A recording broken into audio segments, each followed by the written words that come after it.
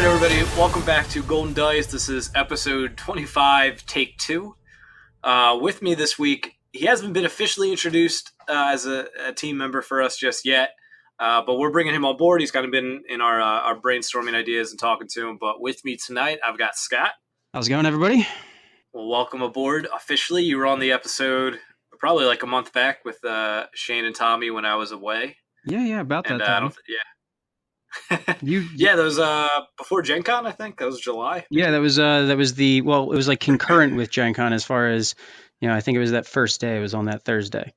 But Jax brought me aboard because I spent the money to buy him a webcam for streaming purposes. I guess, I bought my way in. Yeah, when you spend enough money, you can get to high places in the world. Mm-hmm. So spend money, make fun of Shane. Exactly, it's perfect. Well, it is funny that the week you were on the episode, in my mind, I was like, it'd be cool if we added somebody else to our team. And I was going through my mind, and you were the top choice at that time. And then you were on the episode. I was like, all right, well, it just works out anyways. So it looks like Scott's on our team, whether he likes it or not. So I'm not wearing the yellow shirt. Oh, it's gold? It's yellow. The website said gold. Yeah, the website lied to you. Website said gold. All right, whatever you want to say. Look, that gold shirt and red shorts, basketball shorts, is like my uniform at events now. So it's the most comfy thing in the world. You've got like a McDonald's vibe going on? Big fan of fast food. Big fan. I don't know the last time I've been at McDonald's. They chose those colors because they are disconcerting to people, so they won't stick around for a long time. If you say so. Don't crush my dream, Scott. Just don't do it. It's the marketing behind it. All right, what do we got today or tonight as far as Destiny goes? In terms of Destiny, we'll go over a Nova recap a little bit. We won't dive too much specifically into mine because there's an article that I wrote about it that you can go on our Facebook or our WordPress and check it out. But we'll talk about that. And then towards the end, we'll kind of get into some of the spoilers that came out around Nova, dissect them a little bit, and just kind of get in, some natural topics that we'll talk about once we get into the top cut of Nova and stuff like that. So, Nova was a blast. I played on the first day. I ran the Snoke, Elite Snoke Afra Battle Droid list. Mine had a few different things from what Drew and Cody ran. They did all free events. I think they had one deflect for their only one cost. But I had a few in mind, like I had By Any Means. I had one flank and two deflect. I totally admit the two deflect was a totally YOLO decision. And ended up working out. How did that? Yeah, it really did. You got to stick that one to Tommy. My day one, it worked out really well. In the top cut, it was a dead card in my matchup, but I think I lost due to other reasons, which we'll get into in a little bit. But round one, like I played a Sabine Rebel Trooper, I believe it was, and he like whiffed on all his rollouts. On the initial ambush rollouts, but then when pitch to roll hit damage, but he would only hit like one dice at a time. Like, all right, I'll deflect that 3. I'll deflect that 3. Yeah, that'll do it. And so you almost figure in that matchup it would actually be half dead. You can only get the Rebel Trooper die, but if Sabine doesn't want to Sabine, then a lot of value. Yeah, not only is it, I feel like a good matchup for me because it's got a relatively lower health pool, but he just didn't roll. Yeah, I really don't think he rolled more than 2 damage off of 3 Sabine rollouts, maybe 2 Sabine. I don't remember, but either way, it's pretty bad.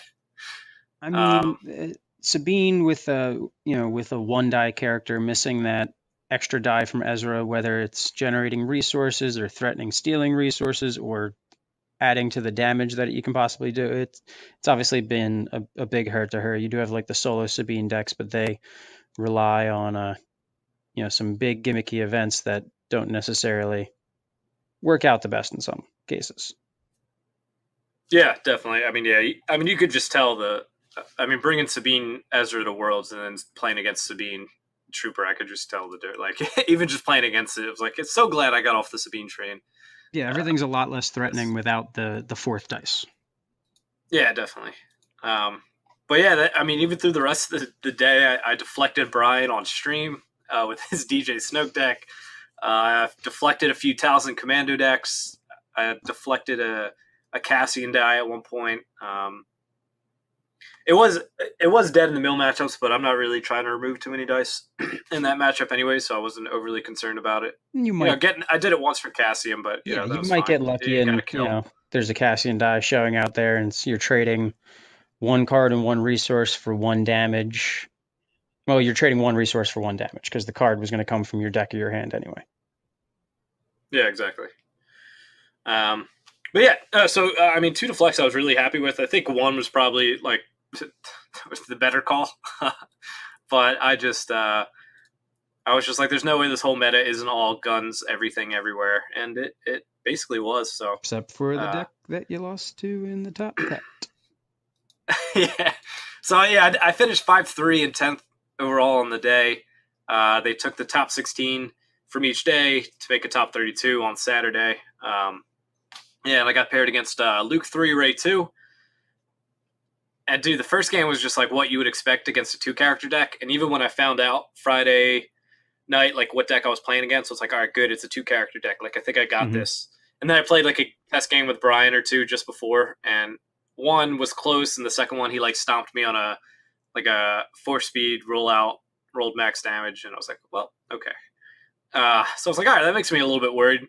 But first game, like everything worked. I won off like playing my Hellfire for an indirect, getting a kill that way, and felt confident going into the second game. But then he opened up game 2 and game 3 with a double Shoto and a Destiny. And so Ray was activating, getting 2 shields and pinging a damage from round 1, which is not what you want to, not a position you want to be in. So I mean, I don't know how often that deck will start with double Shotos and a card in which they can actually get that second Shoto down relatively easy, since Luke has two twos there anyways. is math that would tell you that, but I'm not, at this point I don't feel like doing it. That's above my pay grade. All I right. think you'd also I mean, the likelihood of them starting with a Shoto is likely, Yeah. but 2, and then the third card. It's I mean it's a 2 character build, but it is a very possibly beefy 2 character build that is incentivized to take some shields occasionally just because of Ray's ability to begin with, and then it can extend itself if it really needs to with Luke's die, and then just the innate shields that you're going to get from Ray's lightsaber. You're going to get 2 rather than the 1. You've got the possible Shoto plays, and it's a deck that's stacked with the ability to generate shields. So it's 2 characters, but it's going to go a little longer than that. Yeah, and that's not to take anything away from Jake was the name of the guy either. Or what's his name? He played it well. I mean, he's even starting off with double Shotos. You still have to you still have to make the plays, the right plays along the line. And he did that. There were certain times where he took shields with Luke's dice rather than doing damage, which I was sad to see, because I think it was a correct call, which kept his health pool up. And then he was putting the ancients on Luke, so even if I tried to burn Luke down as Ray was getting the shields, he would just be able to ancient or force illusion on that, and it just got out of hand. The deck doesn't really have any large pools of removal. So if he half the time would just be pitching a reroll, pitching a reroll, pitching a reroll. All right, max damage. Here you go. And there's nothing I could do about it. I had 1 force illusion, so I'd be able to break up some damage, but at most I was blocking 4 damage. So it was tough. I know he gave Cody a run for his money a little bit in the top 16. So, I mean, it shows that it can go well into the deck, but I think Cody and Drew's having Relentless Pursuit probably pushed him over the edge. This was probably like the only game, because I even made a note of it in testing. I was like, all right, what games do I want, or do I feel like I wish I had Relentless Pursuit? Not too many necessarily came up. And I think that was just due to a limited testing where it was a small sample size rather than obviously being an overall idea. But this game, there's like a point where I could have killed one of his characters with Relentless Pursuit, but didn't have it. So that was that. Yeah, I mean that's a card that's going to especially help you, because especially when you're dealing with a 2 character deck, their predominant goal is going to be to not lose a character. Because if they lose a character, that's half of their dice, especially if they're playing a 2 character deck where they're giving out upgrades and things of that nature. So the fact that they had that ability to just, oh, you thought you were safe, have that ancient, haven't pulled it yet, or just played it out, and then all of a sudden switching the damage over to them, that can be something that's a big swing, and it forces your opponent to do a lot of things to try and mitigate even that possibility, along with just mitigating the fact that you're going to be dealing pretty substantial and consistent damage.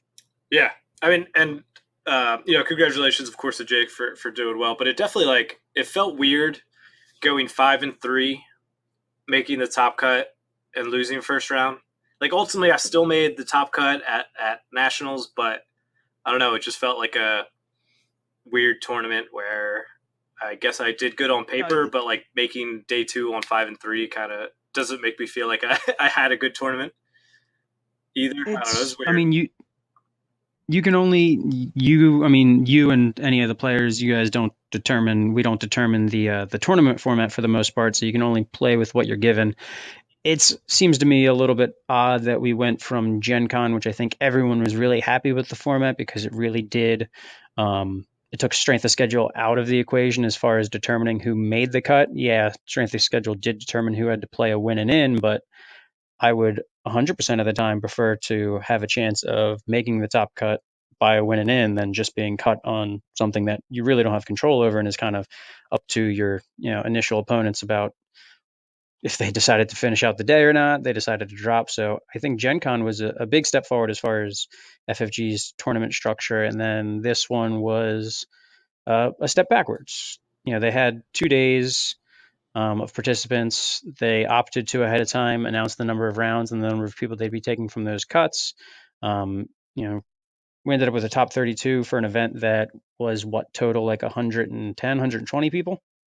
120, I believe it was 50 day 1 and 72 day 2. So I mean that's a pretty that's like 1/4 of the field made the cut. 5-3, is that a record that is cut worthy? It's pretty much on the bubble there, but it also sucks that you had a bunch of 5-3 people that didn't make the cut. So it just seemed like it was kind of just a step back in their tournament structure. And I know that FFG didn't directly run Nova, but it really just comes down to the fact that FFG makes up these tournament guidelines. They've got like that rubric that goes out to something like 500 participants for regional events, and then for their premier events where they might actually have to use the higher end of the rubric, they allow them to be run under the custom structure. So you get to make up whatever you want, and it's what happens when you get to make up whatever you want. You have events with wildly different things, and so sometimes it's good and sometimes it's bad. Yeah, I mean, like you said, that's just the issue with it, is that there's never really going to be a formality, or I mean, they put out a formality, but if they're not going to enforce it, all these tournaments can be different from year to year. So even Nova next year can be a different ball game. But I mean, still credit to the judges. They as a tournament, it was run extremely well. So I was really happy with that and everything. There was like one repair on day 1, I think, or day 1A. There was some type of issue or something like that. But other than that, there was no issues or anything like that, and they were great, really friendly guys too as well. But yeah, it's you're never gonna have it because Nova is run by Nova people, and FFG just kind of shows up with promos and they're like, "Thanks for running this. We don't have to." Yeah, it's FFG, as far as I've always said that they're other than that upcoming page, which is never properly updated, their organized play is their biggest deficiency as a company because they've never made much progress in establishing their organized play. They have it. They have a guy in charge of it. They support it in some ways. You have the kits, you have the events, but the organization for them is pretty low. The structuring for them is pretty low. I mean, there's no floor rules for Destiny. There's very little in the way of assistance beyond the basic rules guideline and then the basic tournament software, which you could get anywhere. I mean, you have other methods of getting a tome and things of that nature, are things that do similar things. So it's not as if it's a unique thing that FFG is offering. So it's just one of those things that you kind of have to unfortunately live with if you play FFG games, and it doesn't seem like it's going to change, at least in the near future. It doesn't seem to be their priority. Yeah, agreed. And I think what interests, I guess this is a little off topic, but I'm super interested to see how the Keyforge is supported, because that seems just like a casual game in general, and all the decks are different. It's not like you can really do promos. I don't know. It'll be interesting to see how they set that up and what that actually means and stuff like that. So I look at it. Completely off topic, but if I look at it as the same way. Some of our friends are gearing up for the Transformers TCG release, and I look at it with that. Wizards of the Coast doesn't have any plans to do organized play for that off the bat, and that just says to me like low level of confidence in the competitive aspect of the game. So I wonder, Keyforge, are they just going to kind of phone in the organized play because it is more of a casual thing? yeah, probably. I mean, well, it's funny that you say that, like Transformers and Keyforge, coming out. It's like, what kind of prize support or structure they can have. And then it's funny, there's something like Artifact coming out. It's like the first tournament is like $1 million tournament. Completely, of course, different scale of Yeah. games and companies and all those things. Not comparable really, but it's just funny to think about. I mean, especially because that's you're dealing with like a digital card game in that way. So it's definitely got a different scope to it, and they can monetize in ways that's not really available to your paper games. Because, and even like your big paper games, like your Magic and your Pokemon, they're not the best things to watch if you don't know what's going on. Like if you're not into Pokemon, you're not into Magic the Gathering, watching people play paper Pokemon or paper Magic, it's a little hard. But then if you get a game like Hearthstone, as far as like card games go, you don't need to know exactly what's going on to understand what's going on, or at least be entertained by what's going on when people are streaming through a really nice digital client with animations and funny sounds and things of that nature. It makes gives it's obviously can reach a bigger audience because it's digital in that sense, but it also just makes it easier on the layman to enjoy. Yeah, I mean, in Hearthstone, I can click the coconut that's sitting in that tree and it makes a little noise. So that's all I need to keep me going in a game. I guess that's some people's priority. I guess back to the topic at hand. As you look at the top 32 from Nova, was there anything that kind of jumped out to you in terms of, I guess, deck lists rather than pilots? It's as expected and as is pretty consistent, very, very blue. And then it's also very much dominated by some 13 and 12 cost support characters, namely Snoke, Yoda, with Talzin kind of waving in the background. Yeah, I mean, it's just crazy. Almost every single deck has a 13 or below blue character, except the Afro Executioner deck. Is that the only one that doesn't have? Oh, I guess the Luke Ray. There was a Obi Maz. Obi Maz as well. Yeah, that's right. Dan ran that. Kylo Price wasn't a 12-13 blue character. They the character. Kylo's obviously a good character, but. Mm-hmm. So yeah, you had a few of them that kind of broke the mold there, but obviously, that 13-point range is, 13 to 12 points is very versatile. It can fit in 3-character decks. It can fit in 2-character decks. And then when you look at Snoke and Yoda, they're 13-point characters that their die and their abilities and their health value really stands up with 14 or 15-point characters. It's not like you look at them and you lose much in that equation, but you gain 1 or 2 points. Talzin's even cheaper than them. She's a little less, efficiently valued or extra value between her ability, and her ability does impact deck building, but it's kind of the same concept. You've got these low-cost support characters that really have the ability to generate value well above their weight class.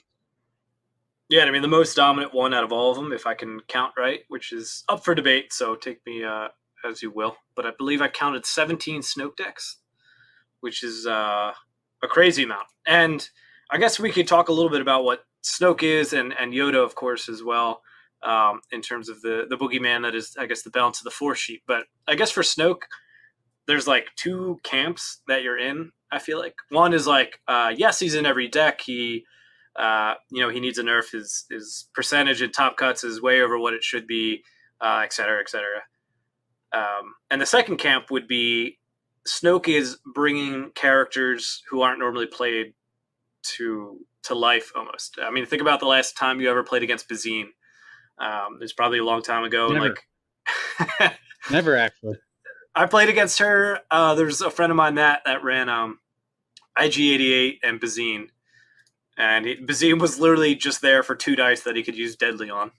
And that was it. And I mean, that was the last time I saw Bazine, and that was That like is a the card. set that she dropped. So I guess on Pirate War.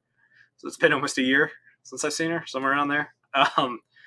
Either way, so there's that camp, and of course, um, the argument is that yeah, it's Snoke Afro Battle Droid, but it's really an Afro deck, or it's Snoke Thrawn, it's really a Thrawn deck, or it's Snoke Kylo, it's a Kylo deck, etc. Going all the way through. So those are like the two camps I almost feel um, that people are kind of sitting in. I don't know if you have a camp that you're in. I feel like I know where you're I kind of mean, sitting I at. think those are the two general camps as far as that goes, and that definitely seems to be the sense of it with people. He's definitely there's a lot of variety in the decks that Snoke is kind of allowing to come along with him, and you have somewhat relatively similar play styles among a few of them. They're obviously playing supports, some a little bit bigger than the others, some of them focused on the droids in the case of Afra, but they do play decently similar, although they obviously are involving like very different characters. But then there's the flip side of that argument. It's like, all right, he's bringing a bunch of characters along with him that wouldn't normally see play, but are there characters that would see play that aren't because he's creating these very, very efficient decks between the Snoke Bazine First Order Trooper and then also the Afra Battle Droid Snoke deck. Those decks are very, very efficient damage dealing decks, and there's probably decks that are definitely kind of pushed out by them, even though they're bringing decks up with them or characters up with them. Yeah, they're definitely pushing a lot of things down, like you said. And I mean, it doesn't even have to be a deck archetype that he's pushing down, but you could just look at, I mean, like Price when she was spoiled. I mean, she was the talk of the town. It was very exciting to see her. Special chaining was coming to villains and just dice chaining in general. Um, and then Snoke was released. It was like, I mean, is there really any deck where Price is better than Snoke?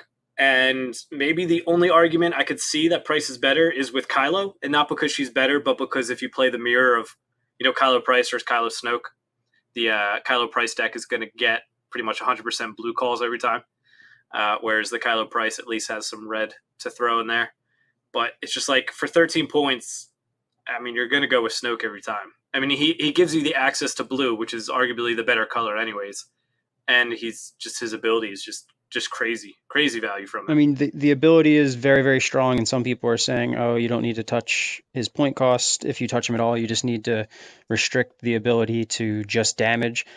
I don't think that's a solution because if you listen to Drew and Cody talk about their philosophy and running the deck, they were only snoking for damage. And that was obviously very, very successful to them. So obviously, just using that Snoke only on damage is a very, very successful line of play. So just restricting it to that doesn't necessarily hurt his effectiveness. But really, when you look at him, you're looking at a 13-point character that has a 1 focus and a 2 focus side. You don't see 2 focus on a lot of characters. You don't see it on characters below 14 points, other than the 2 that we're talking about between Yoda and Snoke. And then you definitely don't see it combined with another focus symbol. And that's really where I think he's getting a lot of his value from, because it's not just his ability. He's got a very good dice. He's got a very good ability, and he's got, I think, more health than any other 13-point character. So he's got a lot of areas that he's hitting on.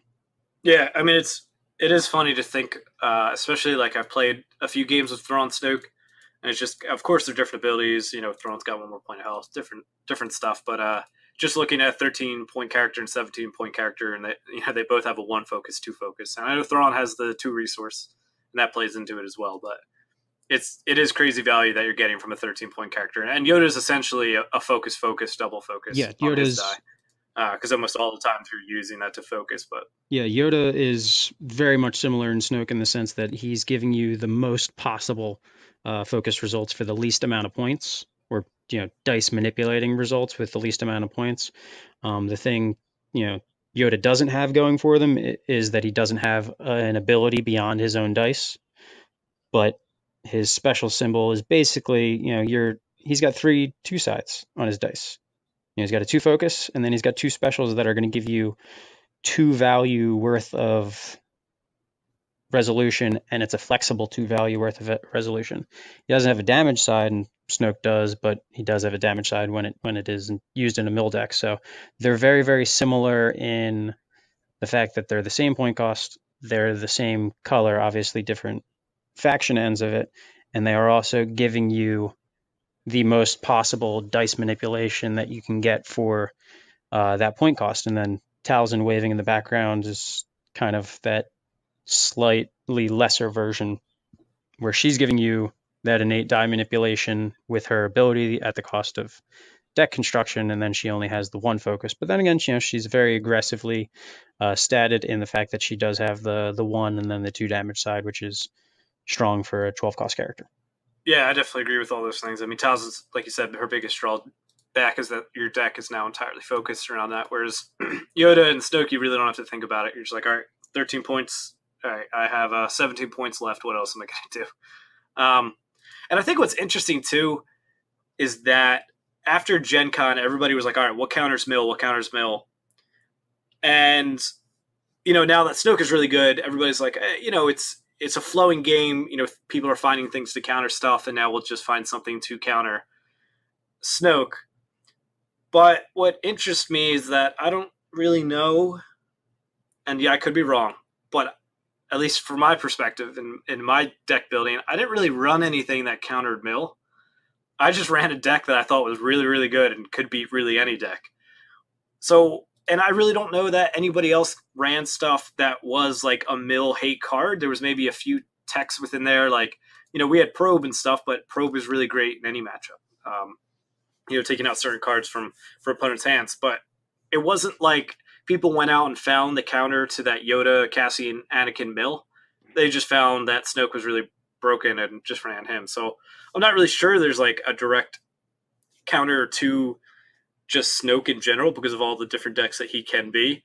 I think it was more people learned how to play against this mill deck, and that's why it kind of fell to the wayside. Only like 3 or 4 made top cut, I think, for Nova. But I mean, that's still 3 and 4 making top cut. That's still pretty good representation. Oh yeah. No, it definitely is. But it was just in comparison to Gen Con, which had like 10 or 9. I mean, it's a lot. I mean, the clear secret to beating mill isn't necessarily any tech piece of cards. It's just being a very efficient damage dealing deck. And the key to beating a lot of decks is being a more efficient damage dealing deck. So it's it's not as if you're going out of your way to make your mill matchup better and hurting yourself in other matchups. You're just making your deck better by being more efficient in your ability to deal damage. The fact that you can kill the mill deck before it mills you probably means you're going to be able to kill the deck that's trying to kill you first. Yeah, if you can chew through, what are they, 27 health plus second chances plus Force Illusions, and you can probably burn down any other deck, really. Yeah. It's a really... it's one of those things that looking at it and you have no idea what's going to happen moving forward because sometimes when you have card design that you could even note it is kind of above the mark that you would have liked to have set. Well, sometimes that becomes the new mark and now you just have to design around that. But I have to imagine at FFG when they're looking at it, they've got to be thinking maybe 2 focus sides need to have like a little bit of more of like a scaling point cost to them when they're on the low cost side of characters. Yeah. They're worth more when they're on low cost characters. So I have to imagine that 2 focus side is probably something that maybe they will be kind of confining to characters that have worse die around that 2 focus side, or characters with a little bit more points, or maybe Snoke and Yoda have to become the new benchmark because they're out and you can't be designing cards that are worse than the cards that already exist because what would be the point?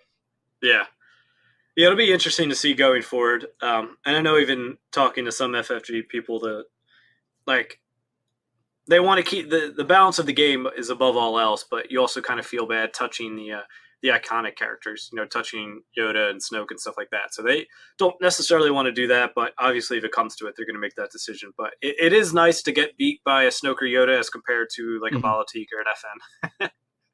But then you have to deal with the fact that, you've Snoke and Yoda are, viable and that's great, but there's a bunch of other title Agreed. characters that probably are less viable because those options are just better.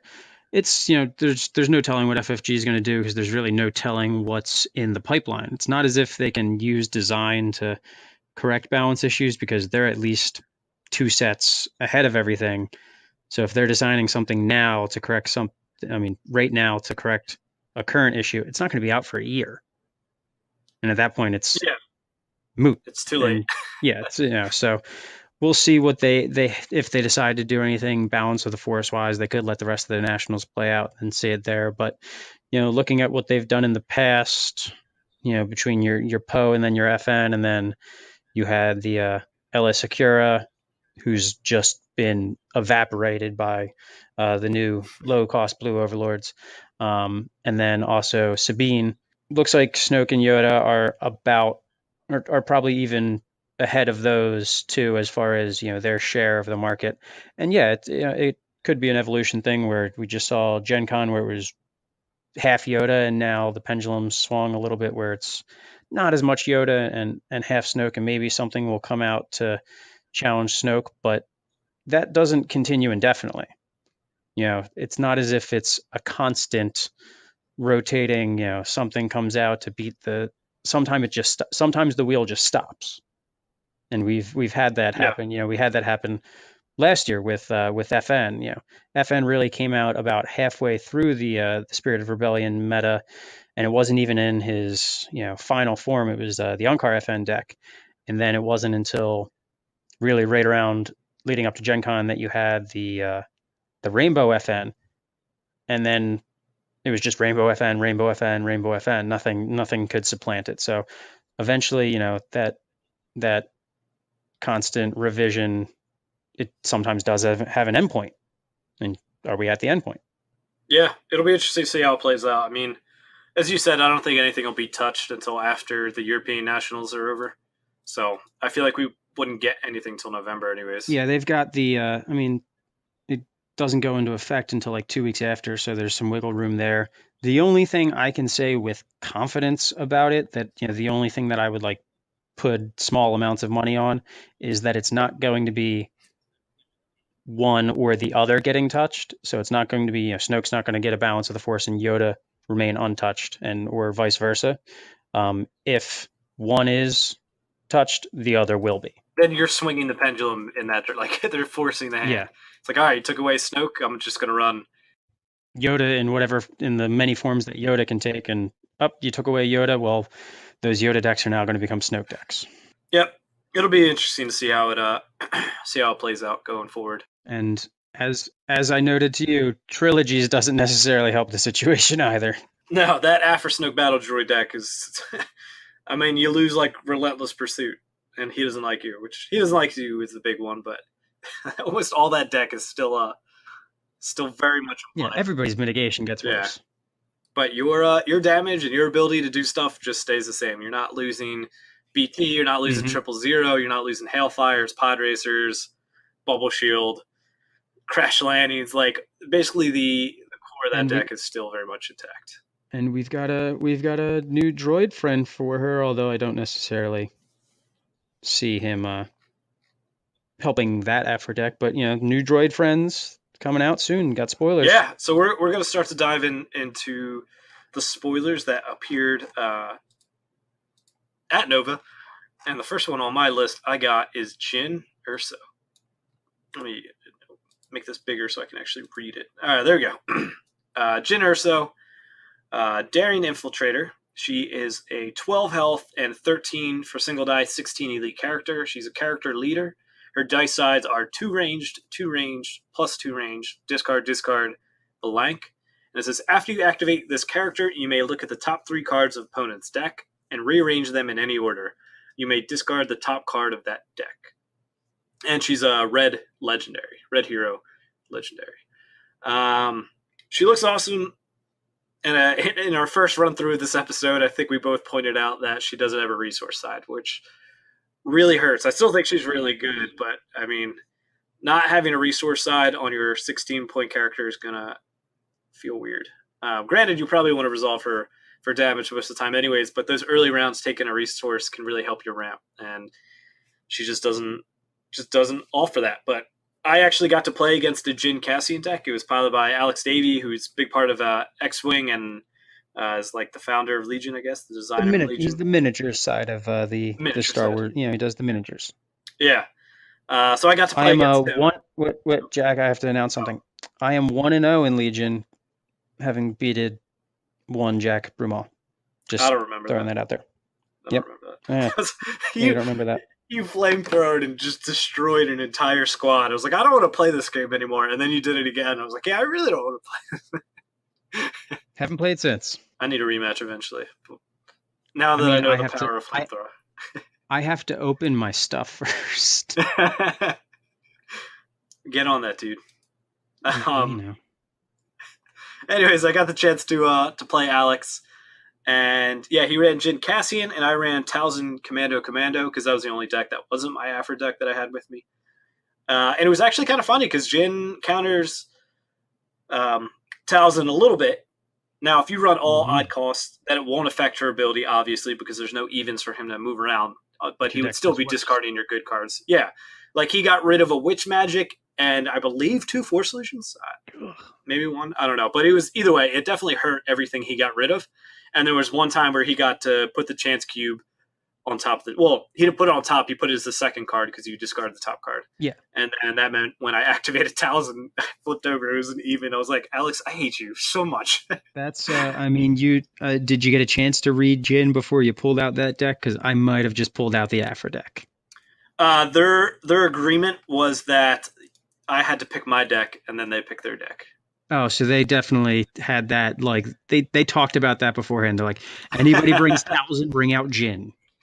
Yes, they're trying to protect their rep and their record. You know, you can't have the developers running decks with cards that don't exist and then getting stomped on. Yeah, you definitely want to run the counter and look good into it, and also make people come back and play again so they actually get their rewards. Mm-hmm.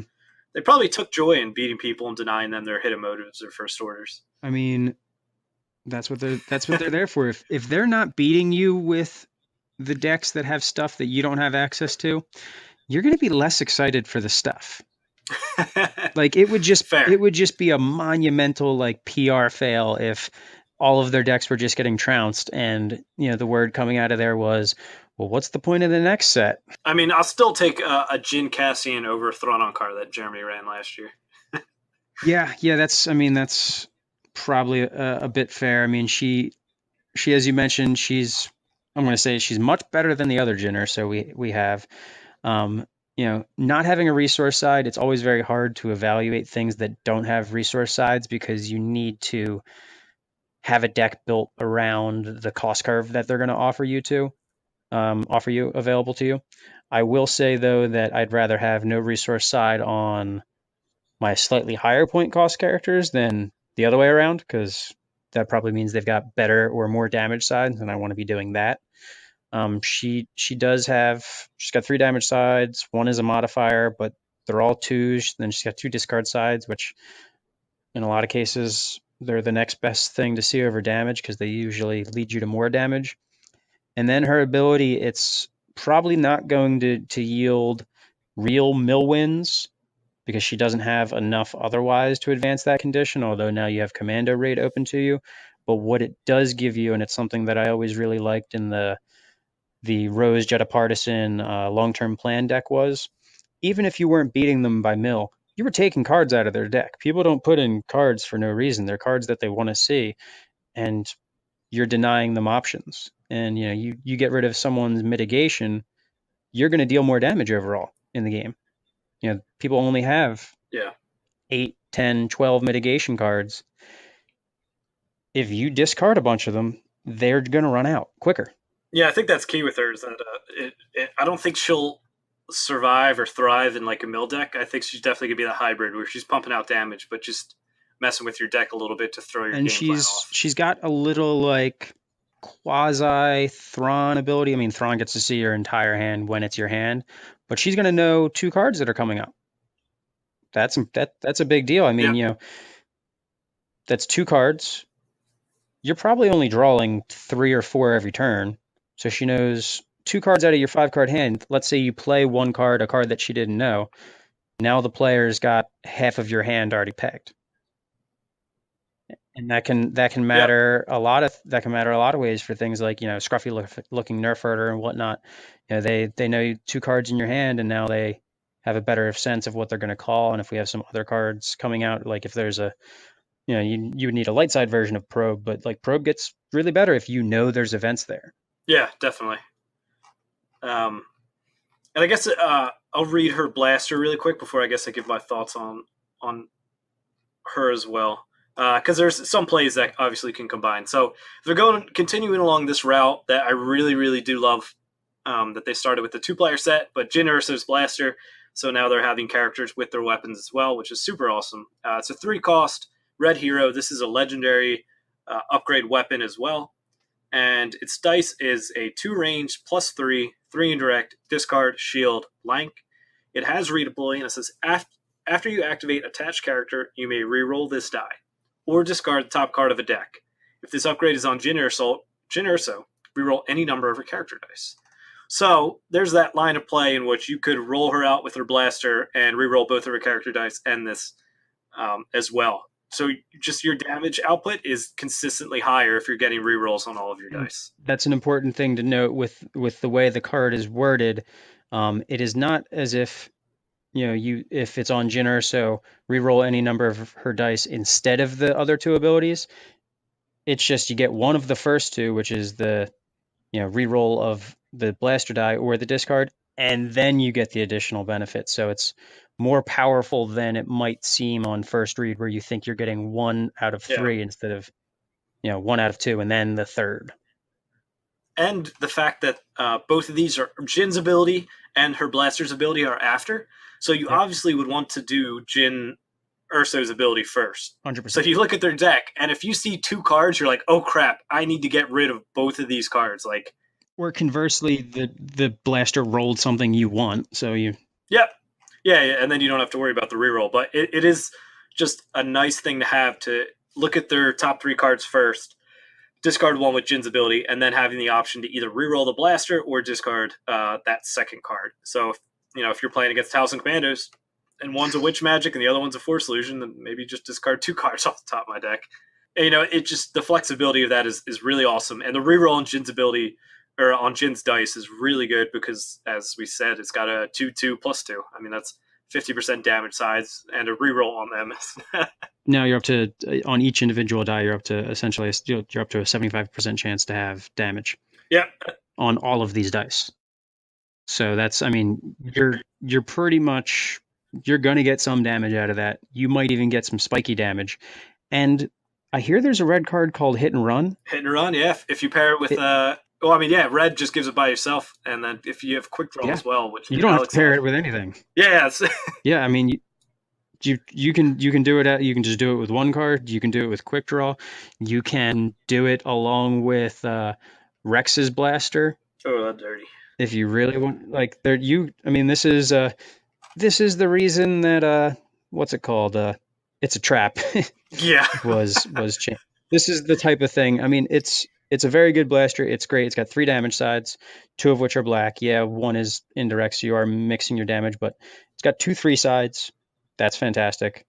It's 3 cost, and it has redeploy. 3 cost redeploy and 3 damage sides. It could have nothing else on it, and that would probably still make it into hero red decks because they don't have as many good weapons. But it also has text. Yeah, it has that extra bonus as well. And I still think this could be played outside of Jyn. I still, like you said, it's still really good die, 100%. 3 cost redeploy. So I haven't played a red hero blaster oriented deck, even though that was what I was most excited for because of Rex. But looking through it, why wouldn't this be in your deck? What else is going to be in there? Yeah. At the very least, as a 1 of. If you're running Jyn, you might run this as a 2 of. Yeah, that's fair. I think you probably would.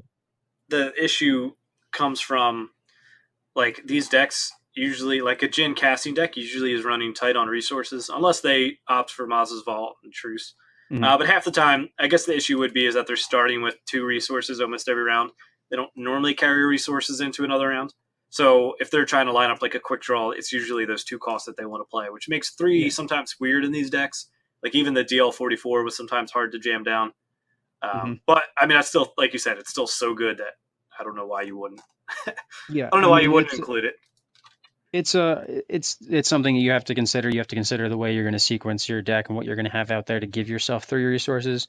But there's a lot of tools available in a number of ways to get that third resource. I mean, it's a unique upgrade. You could run it in like a built to last deck, although I don't think Yep. that would work with Jin. Oh no, you could do what? You could do Jin Ezra. That could be a built to last deck. There you go. I mean, It but works. it's 3 cost is going to be harder to play in a deck that has a character that doesn't have resource sides. But you've got ways to make it happen with different hero cards that you'd have available to you, and the value that it's going to give you is going to be consistent and immediate and lasting because it is a redeploy. So I mean, if you're going to spend 3 resources, you'd much rather be spent on something that's going to stay around as opposed to a DL which is similar to this as far as the value that you're going to get from the dice, but doesn't have the redeploy. And text-wise is probably not as good as this blaster because this blaster doesn't have to wait for your opponent to have dice. Yeah, half the time that deck that is running a DL44 is usually a fast deck. So half the times when you're playing that anyways, you're not removing a die because you're the first one to roll out. It's still a fantastic upgrade because it has the ambush and you can do things with the ambush. But if you're a deck that doesn't do anything with ambush isn't necessarily the best thing.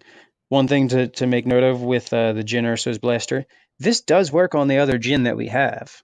Yep. That applies. I don't think that Jin is good. I don't think that Jin is better than this Jin, but this blaster makes that Jin better. So if you were the type of person that has like a thing for taking the rogue overcosted characters, taking the overcosted characters, taking rogue characters and wanting to be like, I'm going to make this work as good as it possibly can, this will make your life easier. Not easy, easier. Yeah, He's a bad character. Yeah, I mean, and that goes with every unique upgrade in terms of when it has stuff like that, where it's Jin's blaster, Ray's lightsaber, has any Poe's blaster. I'm trying to think of all of the different versions of that. Obviously, the OG are the Ray's lightsaber, amazing. Run even without Ray, definitely run with Ray, and then Poe's blaster, which always sees play if you're running Poe, and then also even sees play otherwise. I'm trying to think of, are there any named upgrades that have that extra ability if done to the attached character that don't see play? That don't see play. The only one I can think of is the Fifth Brother's lightsaber, and that has nothing against the lightsaber. That's just because of the Fifth Brother. The Fifth Brother. Provided you know the know the ruling. Yeah. I don't know. I don't think so. I think all of the new character weapons have all pretty much seen play, and even like from the 2-player, the crossguard. It's not Kylo's, but if you play it on Kylo, you deal damage. That obviously is a solid play in Kylo decks. But counts, and it's non-unique, so you can do it twice easily. Yeah, exactly. The new one, we'll get to in Qui-Gon's a little bit, but that one on the original Qui-Gon, we'll expand on that later, but that seems like it could be pretty fun. Yeah. So next up, we've got our droid friend. Yeah, I guess before we move on real quick, I want to comment, since Jin was our only character on this list, right? Jin's our only character. As excited as I am, I don't know, like, for all the characters spoiled so far, all of them have been 15 points or more. And it's just like, in this current meta, it's like, if anything changes, will any of these characters see play at a top level? And that's just, I don't know. I don't know if I'm necessarily sold on it yet. And that's what concerns me about all these characters. I'm like, new Han Solo. Han's my favorite character. He's got a basically 2 range, 2 indirect. On his special, you can also reveal a card, gain a resource, or lose if it's film. But then everybody else is 15 or more. And it's just like, what 15 or more characters sees play? Kylo, and then that Luke Ray deck. And yeah, that's definitely a concern. I mean, you've got in that mid cost, your 14, your 15, your 16 point elite characters. The only character that really sees play out of there would be Aphra, but that's at her non-elite value. Yeah. So maybe there is some spot for some of these mid-pointed characters in a 1-die version. But I mean, it's tough looking at Jin at 13 points. 13 points for one die is really awkward. Yep, definitely. And that was just There's not a lot that you because you at that point you miss out on your overly efficient 12 and 13 cost elite friends because you're not going to find a 4-point character unless we start getting a lot of Ewoks. There you go. Yeah, that was just something I wanted to touch on because as much as the new set, yeah, I didn't think about it until you mentioned it. Yeah, the new set excites me. I'm always going to be happy. I'm always going to be excited to run these characters because I just love the game in general. But at a competitive standpoint, I'm just like, I don't know. I mean, of course, you'll never know until the whole set comes and you see the interactions. Yeah. But as of right now, at this current point, I'm just like, I don't know if any of these sees top play. I think, right now it's like Jin almost fits into that, takes the place of Cassian or Rex or Finn, I guess, in that Cassian partner. But does that mean she'll be a top character? Okay, deck, but wasn't necessarily. Yeah, I mean, there was a period of time in the game where like the mid was a thing. Yep. So it's definitely something that could see itself work back in. It could be forcibly worked back in. Yeah, I mean that's like what we mentioned earlier. It's hard to know what FFG ever has in mind as far as when they're looking at balance because they obviously have information that's not available to us. So, they're having to look at it in the standpoint of, all right, this new stuff is going to come out. And that very often can be what influences their decision to take an action. Looking at like Alice Sakura, like we mentioned earlier, she went up a point. Yeah, she was a good character. She was present. She wasn't like super omnipresent. But then you looked at it moving to the next set, you saw some of the stuff that Hero Vehicle was going to get, and you saw how really ridiculous, that 5-die hero vehicles was going to be. And then you're like, all right, now, yeah, I see why she went up a point. So that future knowledge that we don't have available to us, that can be the tipping point. Yeah, definitely. And cool. It's obvious, like none of us, we won't know until we see all the cards and we're like, oh yeah, that's why they had to bring Snoke up to 14 points because that would have been ridiculous. Yeah. All right. Yeah, we'll never know until it's here, but we're going to do the Inferno Squad ID 1010 Seeker Droid. I don't know the actual name of that thing. ID 10 Seeker Droid. Yeah, that's fine. Yeah. Whatever you want to say. It's a 1-cost droid upgrade, so it's very much in the realm of the Seeker Droids that are played with Seventh Sister. It is a 1 melee, 1 focus, 1 resource, and then 2 special symbols. So it is it's not a round droid per se, but it's got that kind of round droid thing going on where it doesn't have any blanks. Never a bad thing. And then its special reads, look at an opponent's hand and discard a card from it. That's fantastic. But there's a second sentence. That opponent may take 1 additional action during their next turn this round. So basically, you've activated a force speed for your opponent. So I love this die in general. Looking at your opponent's hand, discarding a card from it is great. And as you said, the additional action is definitely a feel bad. You could definitely time it at a certain point to make it seem okay. But the big thing that they're obviously going for, which Iden Verso has been spoiled, so we're obviously not going to cover her, but her text is, while one of more of this character's character die in your pool, your opponents cannot take additional actions. So obviously if you play this on her, roll out, do the special, look at opponent's hand, discard a card, they don't get that additional action because her character dice are in the pool. Mm-hmm. It's definitely the type of thing. It doesn't have text that says if played on Iden Verso, but it might as well have text that say if played on Iden Verso because it's very much something that goes from I kind of don't want to use 1/3 of the sides on it to all right, no, I'd play this and use it every time. Why not? That's a really stronger. That's a stronger version of Maz's Goggles. Yeah, what is that? Discard an event, Maz Goggles? Yeah, this is any card, which is obviously vastly superior than an event. Agreed. And I think does Goggles have 2 special? I think Goggles only has 1 special as well. It's got the double focus on it, but yeah, it's got a break. And this droid got a 1 melee side. That's fine. I mean that helps you with your pairing with your modifiers, even though it's not super strong in and of itself. Could definitely see play with Iden Verso. Focus sides on 1-cost upgrades are not terrible. I don't necessarily see it seeing play in the Droid Queen Afra at present.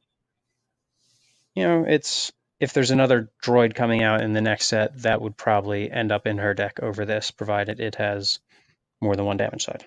Yeah, I think it definitely depends on like how the line of play goes. Because if you do it, like you obviously don't want them taking an additional action if they have like a focus die on the pool or something like that. But half the times, if none of the characters are rolled in, Or if they have any yeah, dice. or any, yeah, But if if none of the characters are rolled in, then you're giving them a hit and run. yeah, that's fair as well. Yeah, I mean, to me, I guess my line of So thinking currently was like, is there any card in hand that I care about if it gets additional? Like I'm almost thinking just play a card, and it would give them almost like 2 removals. But most people nowadays are running just like light on removal a little bit. I mean, even if you look at that Afrin mhm. deck, it's like, all right, I guess if you crash landed my dice twice or something like that, I don't know. It's just how I was thinking it. But yeah, giving them a hit and run every turn definitely would feel super, super bad. But sometimes with these 3 wide decks, do you really care if they're hit and running Bazine? I mean, maybe. I don't know. No. Yeah, I mean, there's definitely there's ways you can sequence it to make it better on, and not just have to put it on Id Inverso. That way you don't have to deal with that. But I think that the safer play is probably just to put it on Id Inverso, so you don't have to deal with Agreed. that. Cool. Any other thoughts on this one? We got an event card coming up next. No, I think it's decent. I just think it's got a narrow scope of play. Yeah, agreed. The event card, however, does not have an narrow scope of play. I'll read that one. It is a 1-cost yellow support, neutral, improvised defense. After a die is turned, you may discard the support from play to remove that die. So it's very much in the vein of Suppressive Fire. A little bit different in that Suppressive Fire costs 0, and then you spend 1 when the condition's met. And this has got a little bit of a condition, but we were just talking about how super strong Yoda and Snoke are. And this is something that would pretty much, have a positive impact on your side if you're playing against those two. You stop Yoda from chaining, you stop Snoke from chaining, you stop Talzin from chaining. A lot of places, there's a lot of decks that this is going to work in. Yep. And it's got an even different utility that I'm noticing as I'm reading it and making sure that the wording says what I think it does. It says after a die is turned. It doesn't say after your opponent turns a die. So if you're playing some sort of mitigation that allows you, like a Beguile, for instance, you're turning a die. All right, remove it. Yeah, that's I super good. So this is it's not even uncommon. So I would have just said this would be like the $7 uncommon in the set, but it's a common. So everybody's going to have buckets of these. It's a really good support that is going to, it hits most matchups. There's pretty much every matchup is going to involve something that could possibly turn a die, whether it's like a force speed focus or something like that. It's hitting, the big important characters now. Whether they're the big important characters moving forward is another thing, but you could even include things in your deck to make sure that this works, to force it to work, as opposed to relying on your opponent. And I like this so much more than Suppressive Fire and Honor Guard in terms of docking bay because it's not an action. Like Suppressive Fire isn't an action either, but it's also 0 cost for Yeah. to play it, So and you you have don't to pay get 1 to value. do it. Mhm. Yep, you don't get value with docking bay. And this was, I played Talzin against Alex Davian. He had this in his deck, and I was like, I hate you so much. This is. Do you on it? I think he might have built that deck just to literally all right, people are going to be bringing Talzin Commando because it's one of the better decks. Yeah, no, there's definitely. I feel like it had to be that thought process, and I actually won that game, but it came down to him rolling really poorly on the last round and me drawing into all my mitigation the last round.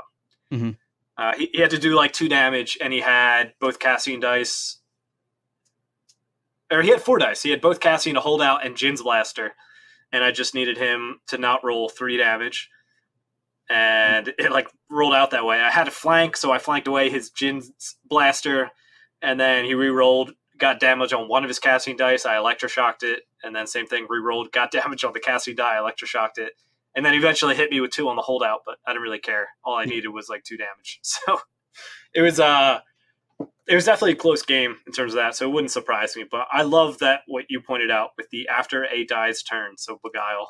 Yeah, I mean, there's obviously a few other cards that can definitely have a similar effect, but that was the one that came to mind because all of a sudden that, turns Beguile from, what is it, a reroll, a turn, and a remove to two removes and a reroll. Yeah, Obviously, it makes it cost one more resource, but things that you can pay for ahead of time are usually pretty good because you can spend resources in rounds where you didn't need them for next round. And then obviously it's got a docking bay utility because you can just bring this sucker back. I mean, yeah, if you're exactly. playing Talzin, bring it back every turn. You're basically negating her ability. Like Yeah, they won't use her ability on themselves. They'll use it on you, yeah, which because is they a figure win. they're going to get their dice removed, so Yeah. might as well just focus your dice. And you're obviously not going to use it to remove your dice unless you're a madman. Um, Maybe there's some weird play that it's like if this die is removed, it deals 4 damage as opposed to whatever it says on it. yeah, cool. But yeah, that's a common, as you said. Excited for it. Um, and next we have a another character's weapon, and this one is Qui-Gon Jinn's lightsaber. I'm honestly surprised it took this long to get out, but it's a 3 cost blue hero legendary. It's an upgrade weapon. It's got 2 melee plus 3 melee, 1 shield, 2 shield, 2 shield, blank. And it says after one or more shields are removed from attached character, you may exhaust this upgrade to give that character 1 shield. If this upgrade is on Qui-Gon Jinn, you may draw a card. So the attachment to it being on Qui-Gon isn't insane. It's not as good value as I feel like as Jinn's or Poe's or something like that, where you're getting extra damage or some real versatility with it. The drawing the card, of course, is powerful as well. So not to negate that, but honestly, comparing the two Qui-Gons, I feel like this would be a lot more funny on the original Qui-Gon, because if you have 2 shields, and then you say you take a shield from Qui-Gon's dice, you remove a shield to ping a damage, and then you exhaust this upgrade to give yourself shield but remove shield. Yeah, I It's mean, just you end up dealing the damage and still ending up with a shield in that exchange.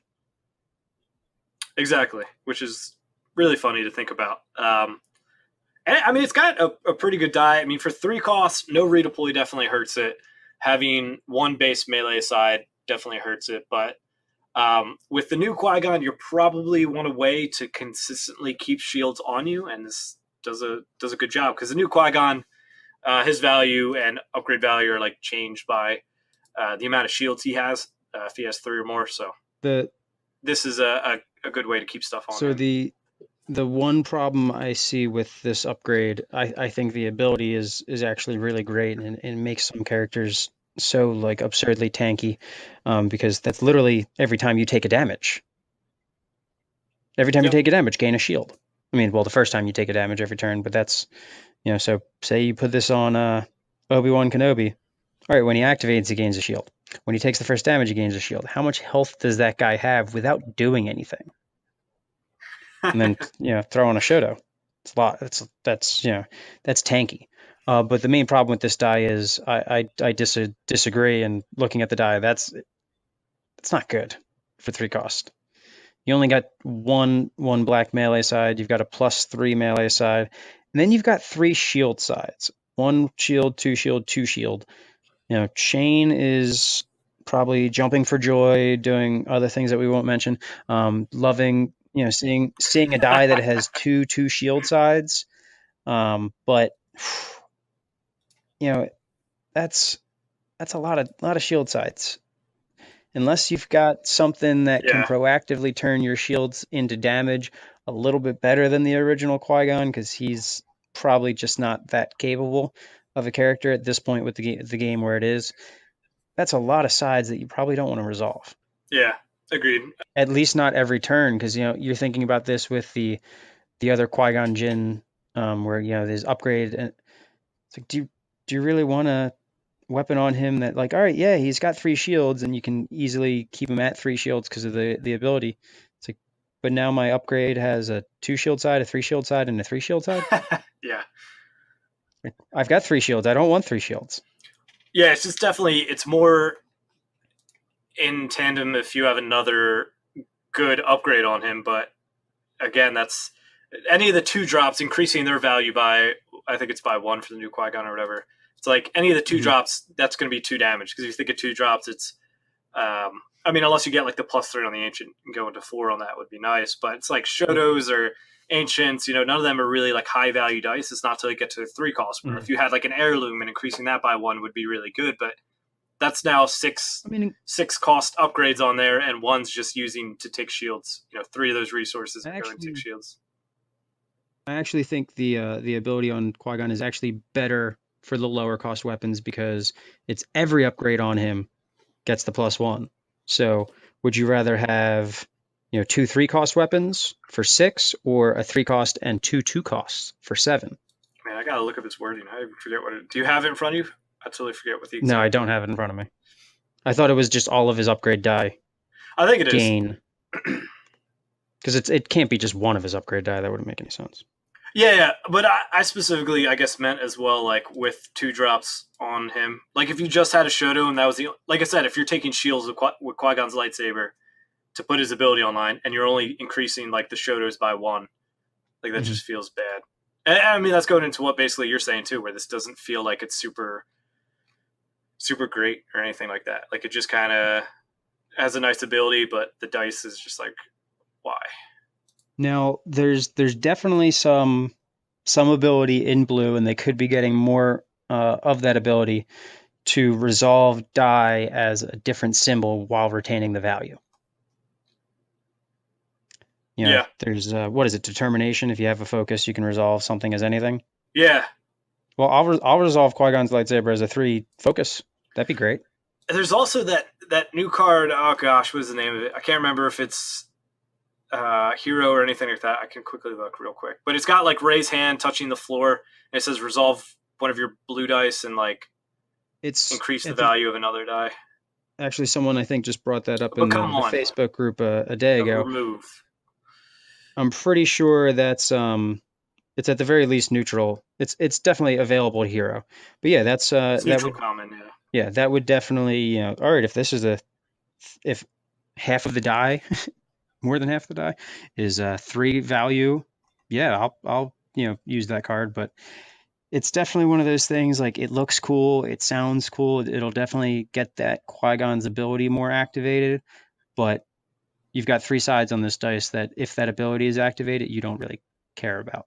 I mean, and that was like my issue too with Qui-Gon. Like his dice don't impress me either for 18 points. Mm-hmm.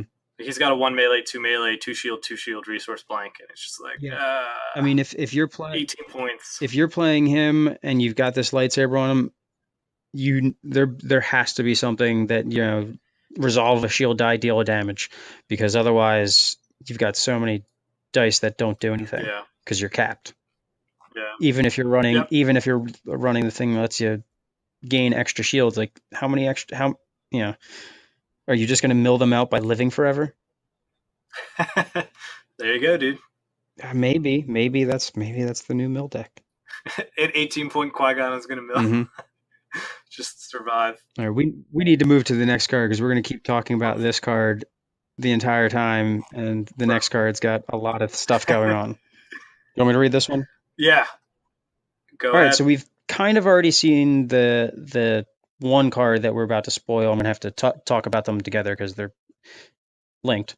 So it's the new Millennium Falcon. It's the Millennium Falcon from Solo, so it's the non-hunk of junk version when Lando owned it and actually, upkept it. 6-cost vehicle. It has a 3 ranged, a 4 range for 1 resource, 4 indirect damage, 2 discard, 3 shield, and 3 resource. So 3 shield. Shane's obviously, over the moon.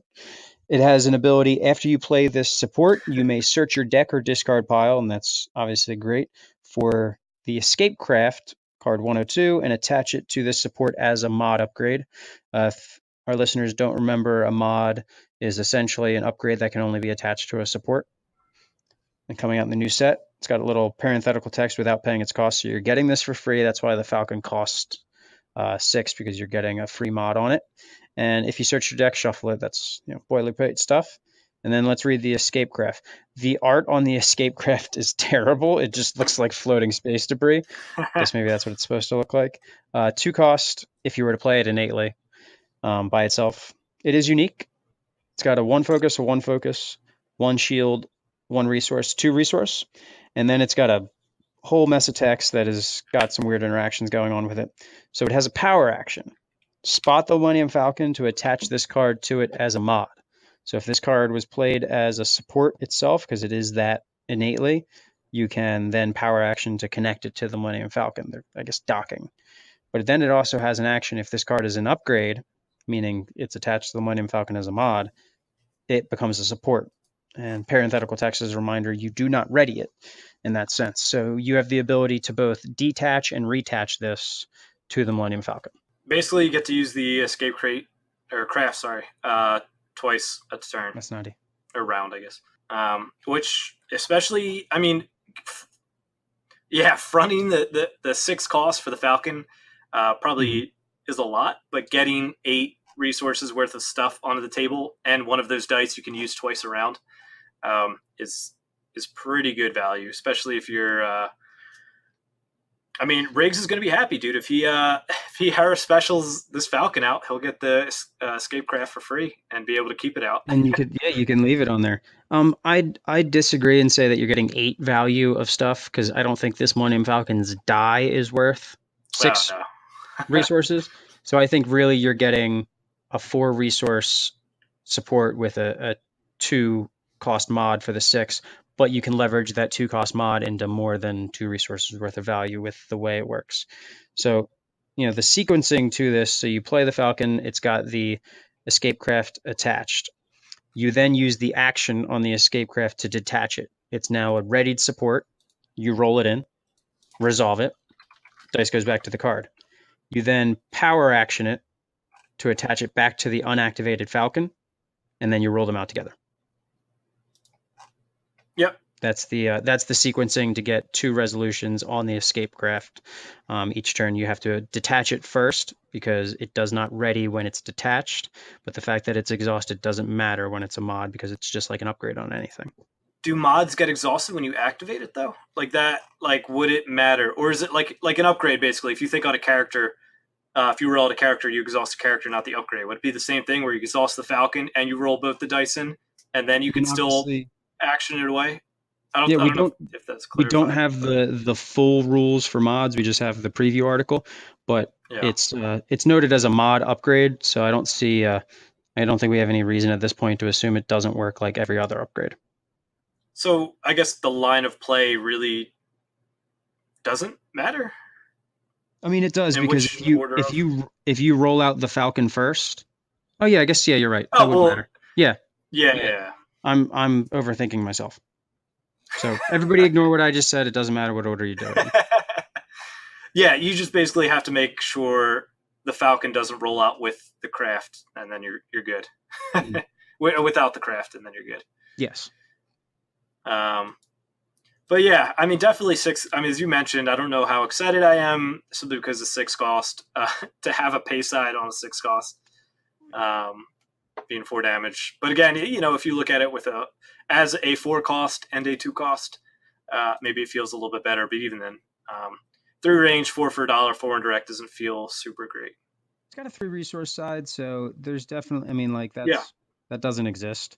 And then the escape craft itself has a 2 resource side, so you can almost make the cost back on these 2. I mean, you can make it back on the 1 turn that they come out if you have a way to get all those sides showing resources. Yep. That's a Riggs thing. That's a Riggs thing. I mean, I would be excited about this in a Hera deck because you're going to be able to do some really zany stuff for it.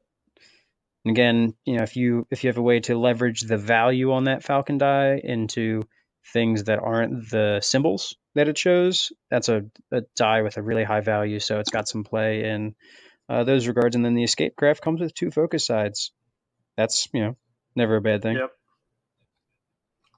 No. You know what Riggs could do? He could run both an old Falcon and this Falcon, Hera in the old Falcon, get this thing out, that goes away at the end of the turn, then play a new Falcon, and now you've got the escape craft attached to the Falcon that activates a character, and then you activate Maz, and now you've got like 3 different things activating with focus sides. Man, we are going deep right here. And Riggs is probably happy. Yeah, Riggs can have fun with that. I just hurt myself thinking of it. All right, we'll wrap up our conclusion. I mean, we're almost 15 minutes over an hour at this point, anyways. So we can start to wrap up. In closing, definitely congratulations to Drew and Cody, both of our local scene, and awesome seeing them take 1 and 2. I know they put a lot of work into it. So those two, I mean, that can't be said enough. They put in like the reps, and they definitely, showed that that's really what is going to make you successful in this game. Knowing a deck, having a good deck, and having a deck that can compete in the meta is very important. And I think the deck that they took, I mean, I obviously was, toying around with a version of it prior. I think it's one of, if not the best deck in the meta. But going 1 and 2, those two as people that play tested together, drove together, everything, that just shows that they really buckled down and put in that hard work. And congratulations to both of them. It's really fantastic. And I'm just going to go ahead and confirm that South Jersey has, and New Jersey as a whole, I guess, has the best meta. We got the World's playmat. We got 1 and 2 from Nova. We got Riggs was top 8 at Nova as well last year. We have a few top 16s from Nova this year. We have a World's playmat here. So we're just the best. And I really don't think there's any way around it. And we got the Eagles. We're Super Bowl champions. So just can't top Philadelphia, man. That's where I live. Same thing, dude. South Jersey. I'm basically Philly. I lived there for a few years when I went to college. It all counts. It's all the same thing. Not North Jersey. They probably want to separate. You can't lump in North Jersey. You're gonna also lump in the Eagles. That doesn't work. This is my podcast. I'll do whatever I want. Yeah, we'll see about that when I stop buying you things. Yeah, then I'll have nobody to record with. It'll just be me. Nobody wants that. Trust me. Yeah, because Shane's unreliable. Tommy has a baby. Have you seen Tommy's baby recently? Recently? Not the past few weeks. All right. Well, you need to go see Tommy Carson because TC he is a tank. That kid is, he's big. He's ugly. He's ugly like his dad, and he's big. Oh man, that poor kid. He got his dad's looks. I know. That's why he needs to grow up. He needs to grow that beard to hide the rest of his face. I'm kidding. The kid's actually really cute. He looks more like Nicole than Tommy in a lot of ways. Tommy's the ugly one. Definitely. Yeah, Shane's like a Fortnite specialist to all the 13-year-olds out there watching him. Yeah, I don't touch Fortnite because I got a bunch of little cousins that play it, and I'm like, I'm not touching that. But I did watch a clip of him playing, and he did some crazy kill where he jumped off a building, killed this guy. It looked pretty cool. And then I saw another one that actually apparently got some play on a actual Fortnite clip site. The rocket launcher one. Yeah, that was I'm assuming that's pretty rare. I don't know the rules of Fortnite, but it is. And I was in that game with him when that happened. That was wild. Shane... He was just like, yeah, I'm gonna just do this, see what happens. And then he basically shot a rocket. A guy did a rift, so he was floating in midair. And then he hit him with the rocket in midair. It was hilarious. Yeah, Shane used to, this was years ago, Shane used to beat me and his brother at old ass Star Wars Battlefront, him versus the two of us, and he would beat us. So. Well, you guys are trash. We are. That just pretty much cements it. We are, but yeah, that doesn't help. I'm just embarrassing. I'm just going to, every embarrassing story I can think of Tommy and Shane, I'm just going to interject them on each podcast. That's perfect. Yep. We need it.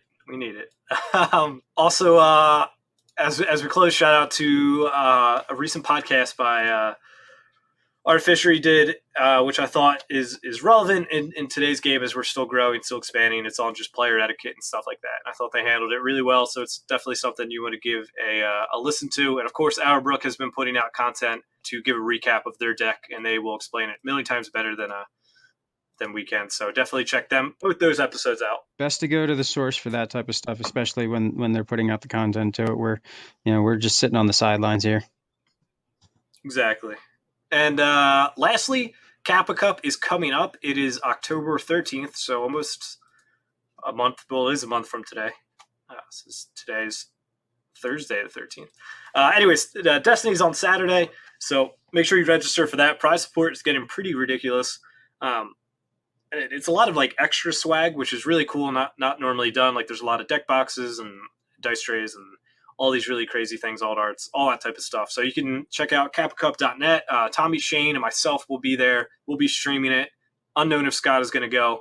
Unknown if Shane is going to go. Whoa. That's where we're let's at right just now. let's not put me into the category with Shane.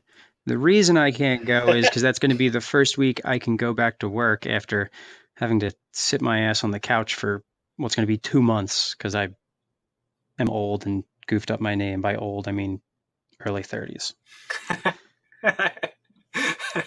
Fair enough. Nobody deserves to be lumped in with Shane. I am not Shane. I do not have any more announcements. Check us out on Facebook, Twitter, all that good stuff. And Scott, I'll give you the send-off. I really don't have one except Shane's garbage.